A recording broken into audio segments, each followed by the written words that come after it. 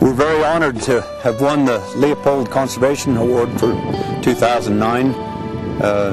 We've spent our whole life and generations before us making this ranch. You can see a lot of the feed here, and anyway, we're very, very honored to have won this.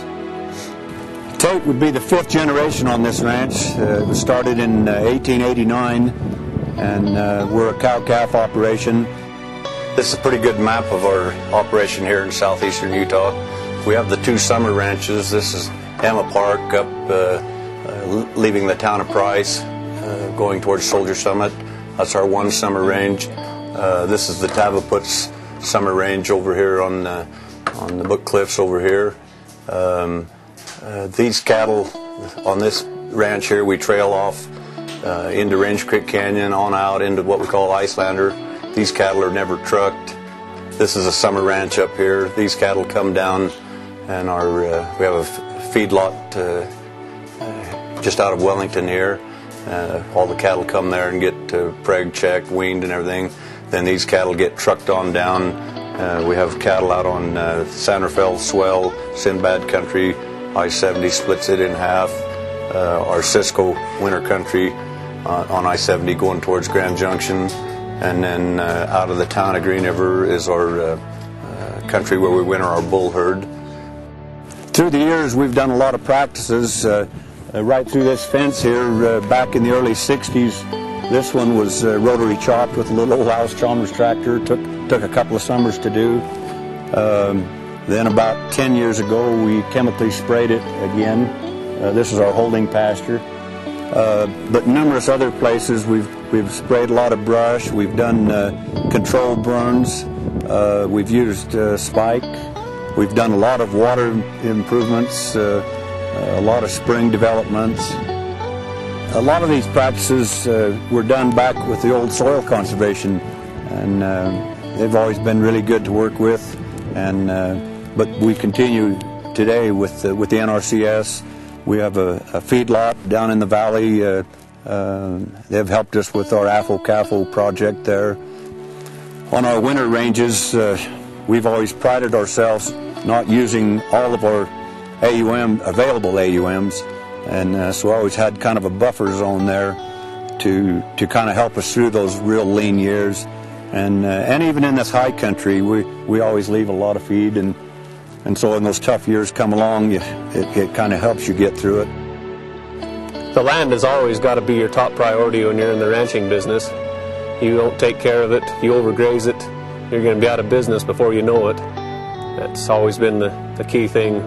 Never use every blade of grass, never overuse a country that you're trying to make a living on, because you got to be in it for the long haul. We're making our living off this grass, whether it's the summer or winter range. Our mountain range here has a dominant species of Thurber fescue, really tall grass as you can see. It has a good seed head later in the summer. Cattle do really well on it, and it's pretty rare for this part of the country. I don't know of any other mountain range where it's the dominant species like this. One thing we wanted to mention was our water. Out on those deserts have very little live water. We've got 2 artesian wells and a couple little creeks, but the majority of it is our stock ponds that we build and maintain ourselves. There's 80,000 acres and there's no cross fences. It's all one pasture. And when you first hear that, you might think that's hard to manage, but we manage that entire desert with water placement. Our stock ponds, you use them for a couple years and they'll eventually silt up. Then you clean them and then move on to the next pond, and the cycle just keeps going and going. So the ranges never graze the same way 2 years in a row. This pond's dry, but that one has water, vice versa next year.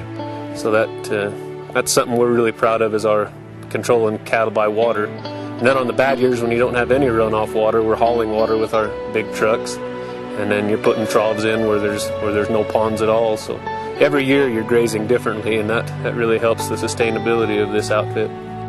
Another important aspect of our operation, we do hunting in the fall. We have the mule deer and elk hunts.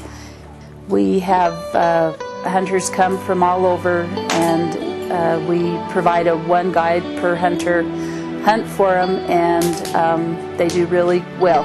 We have a beautiful herd of trophy mule deer and elk here on the ranch. The guides take them out, and I make sure they have good dinners when they arrive in the evening. We also cater to summer guests. We have folks visit us here at Tavaputs from all over the world. We offer horseback riding, hiking.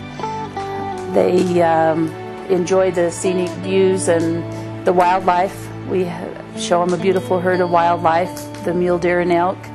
And then we also do tours down into Range Creek Canyon, which is very famous now with the Fremont Indian ruins. I mean, I'm proud to be a steward of this land. I mean, there's not many people that have a ranch like ours anymore. It's getting to be a thing of the past, where this herd of cattle behind us gets trailed about 30 miles spring and fall. Everything's done horseback. There's a heck of a legacy there.